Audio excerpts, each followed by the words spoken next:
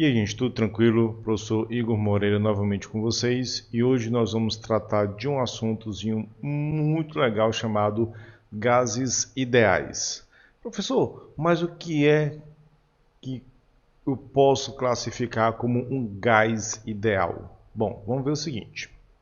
Primeira coisa que você tem que saber é, o gás ideal na realidade não existe, certo? Ele é apenas uma forma fictícia de gás que é utilizada para que a gente possa compreender, para que a gente possa ter uma ideia do comportamento de um gás real. Sendo que para o nível médio seria inviável, seria impraticável que você trabalhasse com os gases reais, tendo em vista a complexibilidade que existe no estudo deles. Então, esses gases ideais, na verdade, eles foram criados para facilitar a compreensão do comportamento de um gás real, ok? Pois bem, o que é que eu tenho que saber sobre um gás ideal? Ele tem essas três características aqui, que inclusive é o que determina que esse gás não possa existir na realidade, né? Primeiro, a atração gravitacional entre as moléculas desse gás tem que ser nula.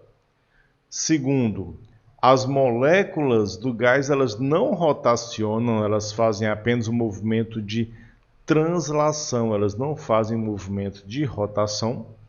Terceiro, as colisões entre as moléculas do gás e as paredes do recipiente são perfeitamente elásticas, ou seja, sem perda de energia cinética. E a gente também sabe que isso é fictício, isso não existe na realidade, né? Então, essas são as condições para que um gás seja considerado ideal. Eu ainda posso fazer com que um gás real tenha um comportamento próximo ao comportamento de um gás ideal, desde que eu submeta esse gás real a altas temperaturas e baixas pressões. Aí ele vai ter um comportamento semelhante, um comportamento um pouco parecido, que se aproxima mais do comportamento de um gás ideal, ok? Pois bem, aqui nós temos as três variáveis de estado que serão utilizadas para o estudo desse tipo de gás. Essas variáveis de estado são a pressão do gás, o volume do gás e a sua temperatura absoluta. Onde, o que é que eu vou ter aqui como temperatura absoluta? O que é que significa dizer que a temperatura é absoluta? Ora, significa dizer que ela está escrita obrigatoriamente na escala Kelvin, que é a escala absoluta. Ah, professor, mas a questão trouxe para mim a temperatura em Celsius. Não tem o menor problema. Você vai simplesmente converter a temperatura Celsius em Kelvin. Mas em hipótese alguma você poderá utilizar outra escala que não seja a escala Kelvin, ok? Estou trabalhando com gases ideais, estou trabalhando com termodinâmica. A temperatura a qual eu vou utilizar é a temperatura em Kelvin, ok? Beleza? Pronto, maravilha. A primeira expressãozinha matemática que nós vamos usar no estudo dos gases para relacionar esses gases é chamada de equação de Clapeyron. Professor, o que é a equação de Clapeyron? Bom, ela relaciona a pressão, o volume e a temperatura do gás, assim como uma outra grandeza que é o número de mols do gás. Ixi, professor, eu acho que eu não lembro mais como é que determina o número de mols do gás, não, ó. Simples demais, gente, ó. O número de mols do gás é só você pegar a massa e dividir pela massa molar. E você tem o número de mols do gás. Professor, mas e esse R? Esse Rzinho aqui, ele é chamado de constante dos gases ideais. Você colocou dois valores para ele. Coloquei dois valores. Mas se é constante, não deveria ser apenas um valor? Só que o detalhe aqui dos dois valores é simplesmente a unidade. O que muda entre um e o outro é a unidade. Nós temos aqui 0,082 atm vezes litro por mol vezes Kelvin. Ou, no sistema internacional, 8,31 Joule por mol vezes Kelvin. Então, é uma fórmula simples, fácil de você aprender. Ó. Pressão vezes volume igual ao número de mols vezes a constante vezes a temperatura absoluta. Ou, simplesmente, por você, nunca rezei tanto. Olha aí, muito fácil de lembrar na hora da prova, né? Tem muita gente que na hora da prova reza bastante, né? Então, tá aí. Você olha para a prova e fala, por você, nunca rezei tanto. E tá aí a equaçãozinha de Clapeyron. Eu posso, inclusive, usar essa equação de Clapeyron como base para poder estudar as transformações gasosas. Transformações que podem acontecer com o gás em um processo termodinâmico, onde você pode sofrer variação de pressão, variação de volume, variação de temperatura. Como eu mostro aqui, ó, um gás que inicialmente estaria no estado inicial de pressão P1, volume V1 e temperatura T1, e no estado final de pressão P2, volume V2 e temperatura T2. Eu preciso então dar um jeito de relacionar esse estado inicial com o estado final. O que é que eu vou fazer então aqui? Bom, vamos fazer o seguinte, vamos procurar algo que não mude, algo que permaneça inalterado entre o estado final e o estado inicial. O que é que seria esse algo? Vamos lá. Vamos jogar a equação de Clapeyron aqui, ó, para o estado inicial. Vai ficar P1 vezes V1 igual a N vezes R vezes T1. E para o estado final, P2 vezes V2, N vezes R vezes T2. Maravilha? Show, show de bola. E agora o que é que eu vou fazer? Ó? Eu vou pegar, analisar essa fórmula e reparar que o que não mudou entre uma e a outra foi o N e o R. Então basta que eu isole os dois. Então se eu passar o T1 para lá, vai ficar ó, P1 vezes V1 sobre T1 igual a N vezes R. Assim como P2 vezes V2 sobre T2 também igual a N vezes R. Ora, perceba que se P1, V1, T1 é igual a N vezes R e P2, V2, T2 também é N vezes R, o que nós teremos aqui é que P1 vezes V1 sobre T1 é igual a P2 vezes V2 sobre T2. Pronto, olha aí. Onde essa expressão é conhecida como equação geral das transformações gasosas, né? Formulazinha do pivete 1 igual a pivete 2, não? Então, você pode utilizar essa expressão para determinar qualquer alteração sofrida pelo gás em qualquer transformação gasosa que ele venha a sofrer. Maravilha? Beleza?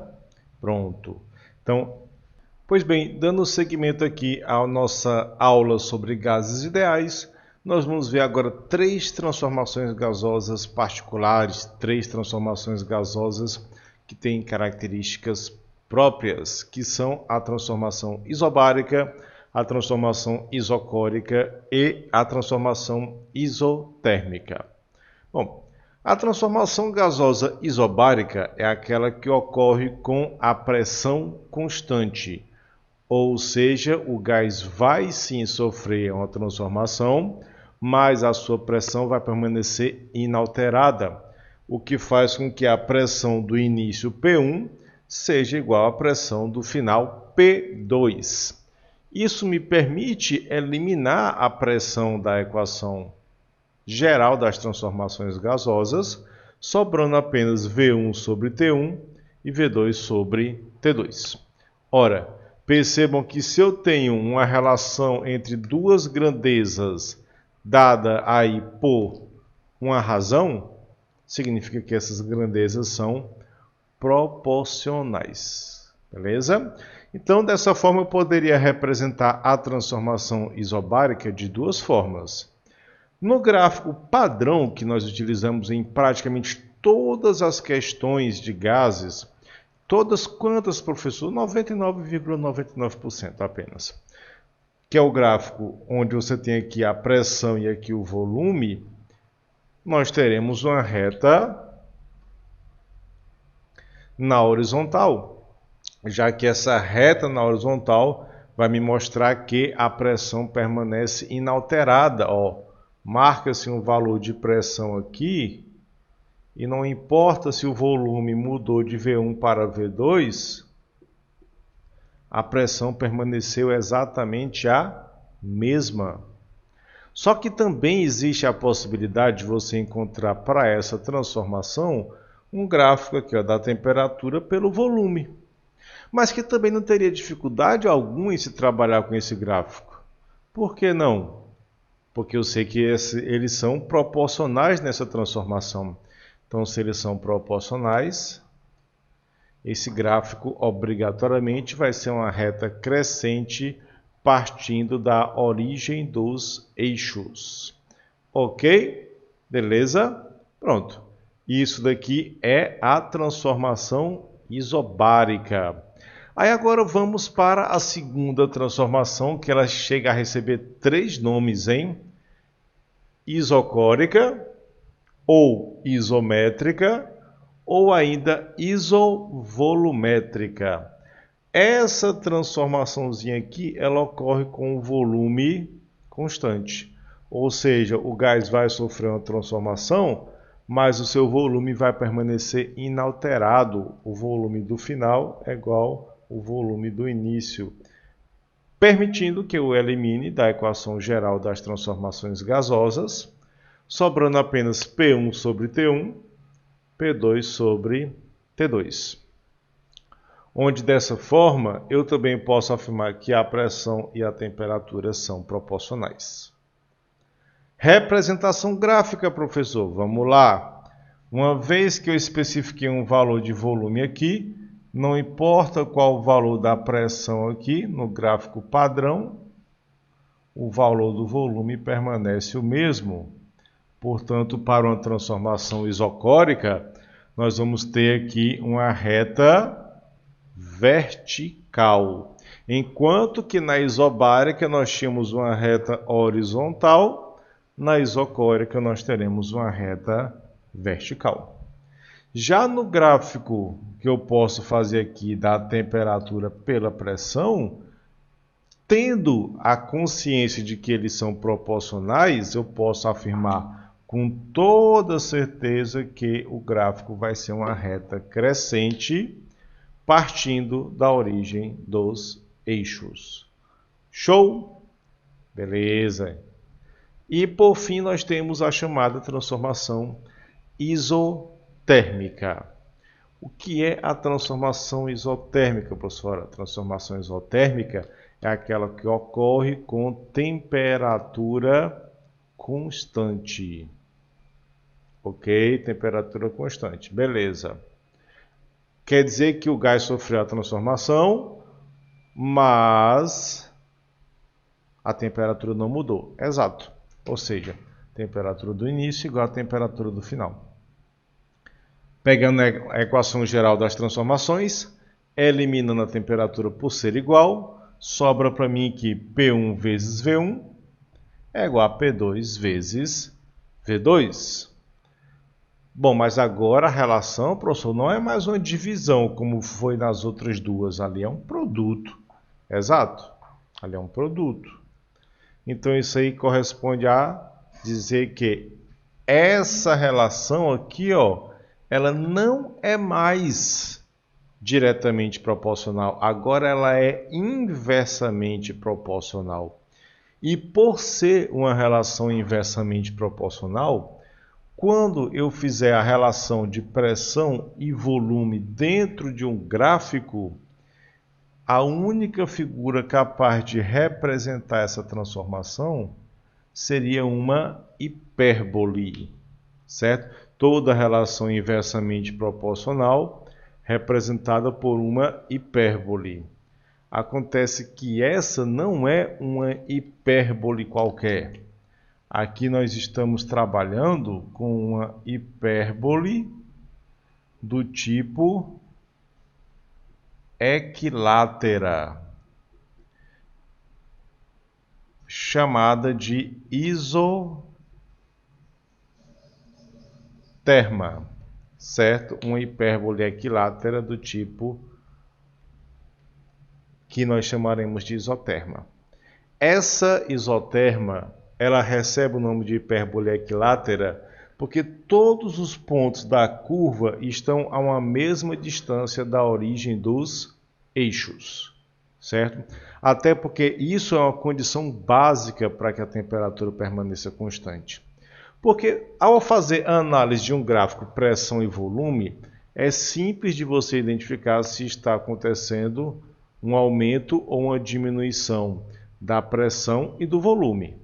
A pressão aumenta se o gráfico for para cima, a pressão diminui se o gráfico for para baixo. O volume aumenta se o gráfico for para a direita, o volume diminui se o gráfico for para a esquerda. Mas e a temperatura? Como é que eu vou saber se a temperatura está aumentando ou diminuindo?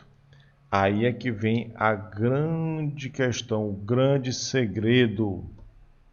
Uma vez que você tem o gráfico da pressão pelo volume, quanto mais longe você se encontra da origem dos eixos, maior será a temperatura.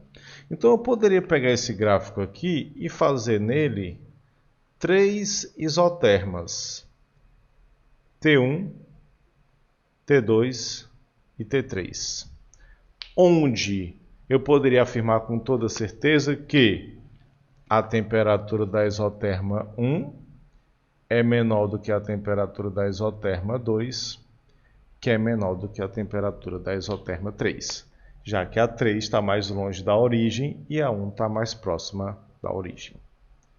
Show de bola, gente? Beleza? Então espero que vocês tenham entendido, espero que vocês tenham curtido a aula. Se curtiu, deixa um like, se inscreva no nosso canal. Nos vemos na próxima aula e até lá.